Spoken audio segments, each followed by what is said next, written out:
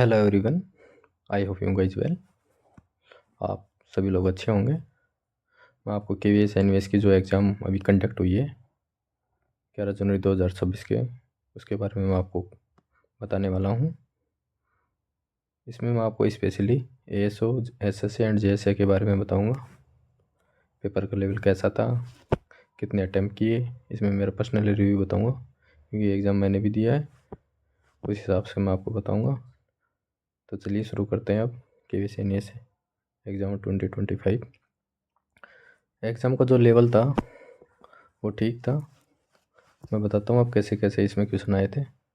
Total number of question 100 थे और total marks थे 300। इसलिए मैं बताता हूँ आपके इंग्लिश में 10 क्वेश्चन आए थे, हिंदी में 10 क्वेश्चन, रीजनिंग में 20, मैथ्स में 20, जीके में 20, कंप्यूटर में 20। इनका जो लेवल था वो कैसा था वो मैं आपको बताता हूँ। इंग्लिश का जो लेवल था वो ईजी था, डुएबल था। मैंने 9 क्वेश्चन किए थे आउट ऑफ 10 और 9 के 9 मेरे सही हैं। एक क्वेश्चन मेरा रॉन्ग हो गया था इसमें। हिंदी तो वो वेरी इजी थी एंड डुएबल थी। 9 क्वेश्चन किए थे 10 में से और 9 के 9 सही हैं। रीजनिंग में मेरे 3-4 क्वेश्चन रॉन्ग हो सकते हैं क्योंकि इसीलिए मिस्टेक हो गई थी मेरी थोड़ी, इसलिए इसमें मेरे 16 से लेके 17 क्वेश्चन सही हो जाएंगे आउट ऑफ 20। मैथ्स तो बहुत वेरी इजी थी, मैथ्स में तो मैं 20 आउट ऑफ 20 राइट है।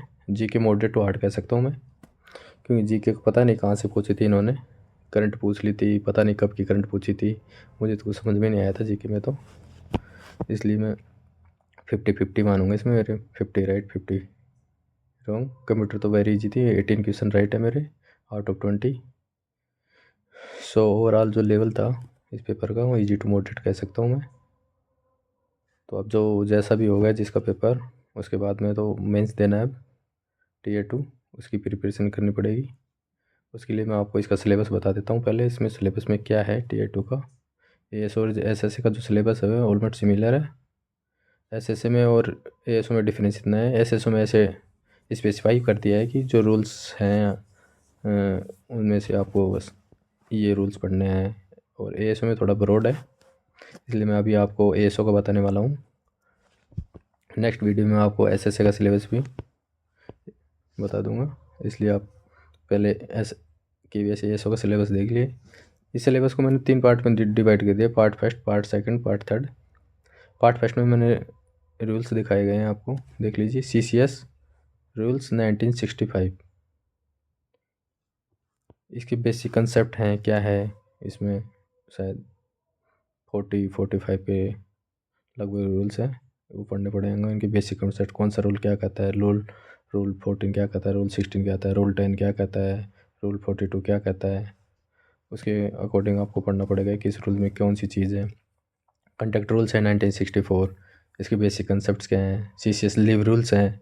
Leave rules it means department में एक गवर्नमेंट सर्वेंट को कैसे छुट्टियां मिलती हैं, उसके अकॉर्डिंग उनके रूल्स क्या हैं, कैसे कैसे आप छुट्टियां ले सकते हो, कैसे नहीं ले सकते हो। कई प्रकार की लीव्स होती हैं, जैसे अर्न लीव होती हैं, कैजुअल लीव होती हैं, UL होती हैं, मेडिकल लीव होती हैं, हाफ पे लीव होती हैं, किसका पैसा आपको मिलता है, ये सारी चीज़ें हैं इसमें लीव रूल्स में।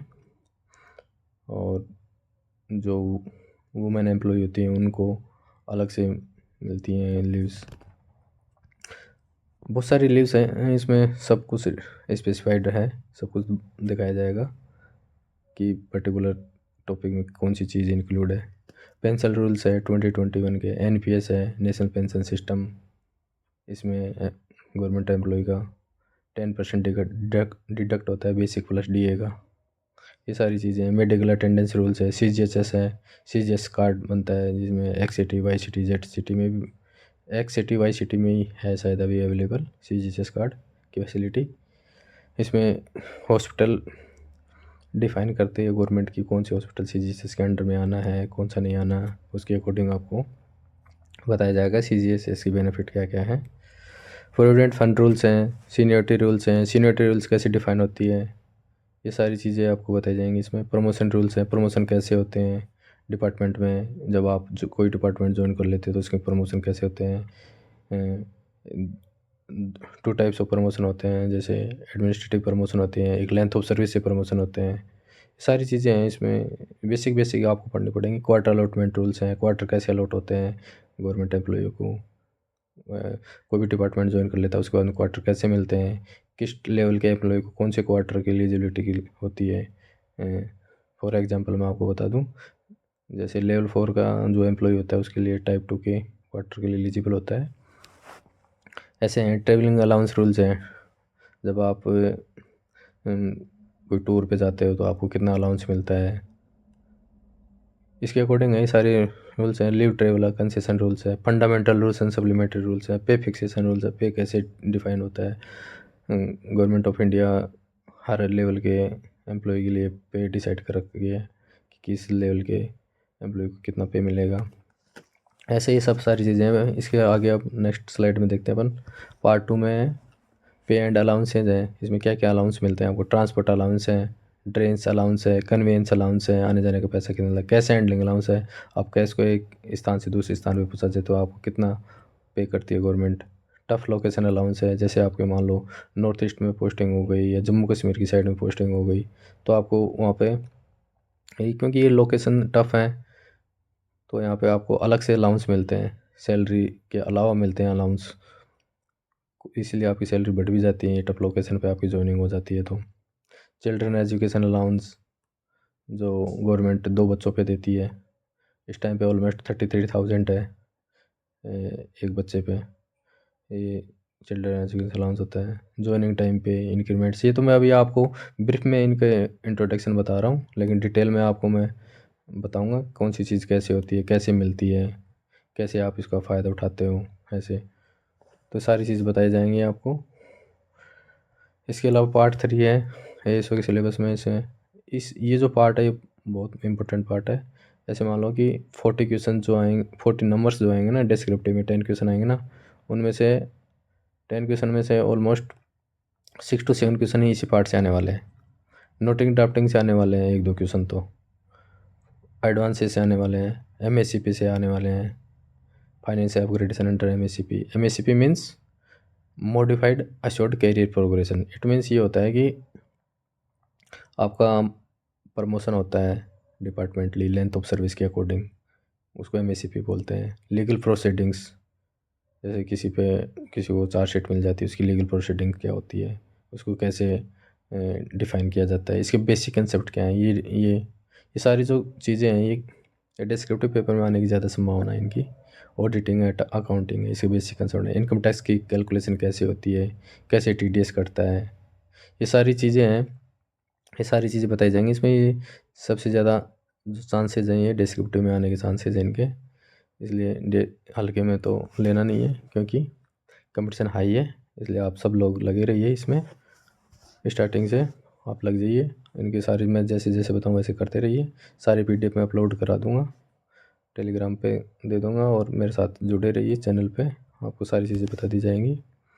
इसके अलावा केएसएसओ में जो पोस्ट है 85 पोस्ट है, 10 टाइम्स ऑफ कैंडिडेट बुलाएंगे टीयर 2 के लिए, इसलिए 850 के लगभग कैंडिडेट्स क्वालिफाई करेंगे टीयर 2 के लिए, जिसमें से यूआर के जो पोस्ट हैं वैकेंसी जो हैं यूआर में 35 है, ईडब्ल्यूएस में 8 है, ओबीसी में 22 है, शेड्यूल कास्ट में 13 है, शेड्यूल ट्राइब में 7, इसलिए टोटल मिला के आपके पास है 85 वैकेंसी। कमीशन आई है, लेकिन आप लगे रहिए, सब कुछ हो जाएगा क्लियर। जैसे जैसे रोड मैप बनाया जा रहा है उसके अकॉर्डिंग चलते रहिए आप, सारी चीज़ें 1 by 1 आपको बता दी जाएंगी कैसे कैसे करनी है, बिल्कुल बाकायदा, इसलिए आप टेंशन लेने की कोई ज़रूरत नहीं है। आगे मैं इसकी एक्सपेक्टेड कट ऑफ बता सकता हूँ आपको, इसको कन्फर्म मत समझिए, एक्सपेक्टेड बता रहा हूँ, अभी पता नहीं है। मैं ऑलमोस्ट 10 कैंडिडेट से पूछा हूँ कि किसके कितने नंबर आ रहे हैं, तो मुझे ऐसा कोई नहीं मिला कि जिसके 200 से कम नंबर आ रहे हो, ऑलमोस्ट सभी के 200 से ऊपर ही आ रहे हैं नंबर, इसलिए इसमें ±5 करके चलना आप। यूआर की 240 मिनिमम से लेके 250 मैक्सिमम, इससे ज़्यादा तो जाने वाली है नहीं। ओबीसी की 235 से 245, एससी की 210 से 220, एसटी की 200 से 205, इसमें +-5 कर लेना आप। एक्सपेक्टेड कट ऑफ बता रहा हूँ मैं, इसको फाइनल में समझना, वो तो आंसर के आने पे पता चलेगी। आंसर के आने के बाद मैं एक बार बता दूंगा आपको कि क्या रिव्यू रहने वाला है। उसके अकॉर्डिंग आपको तो प्रिपरेशन करनी है या नहीं करनी। मेरे अकॉर्डिंग तो आपको प्रिपरेशन स्टार्ट कर देनी चाहिए, जिसके 220 के ऑलमोस्ट नंबर आ रहे हैं, क्योंकि इसमें भी चांसेज हैं आपके, इसलिए आप पढ़ते रहिए। बता दूंगा मैं आपको कैसे कैसे पढ़ना है। इसका जो पैटर्न है 80-82 का, वो मैं बता देता हूँ आपको। ऑब्जेक्टिव टाइप क्वेश्चंस जो आएंगे 60 क्वेश्चंस आएंगे पर क्वेश्चन 1 मार्क्स का है, इसलिए 60 मार्क्स तो कि क्वेश्चन तो 60 क्वेश्चन हो गए। डिस्क्रिप्टिव क्वेश्चन आएंगे 10 क्वेश्चन, पर क्वेश्चन 4 मार्क्स का होगा। ऐसे करके टोटल क्वेश्चंस हो गए 100 एंड सॉरी टोटल क्वेश्चंस हो गए 70 और टोटल मार्क्स हो गए 100। 100 में से मेरिट बनेगी, इसलिए आप मैक्सिमम जितना नंबर लाओगे आप उतना ही आपका सिलेक्शन होने के चांसेस ज़्यादा होंगे। इसलिए आपके सभी चीज़ें बता दी जाएंगी। मैं मेरे बारे में बता दूं आपको, मैं गवर्नमेंट एम्प्लॉय हूँ और मैं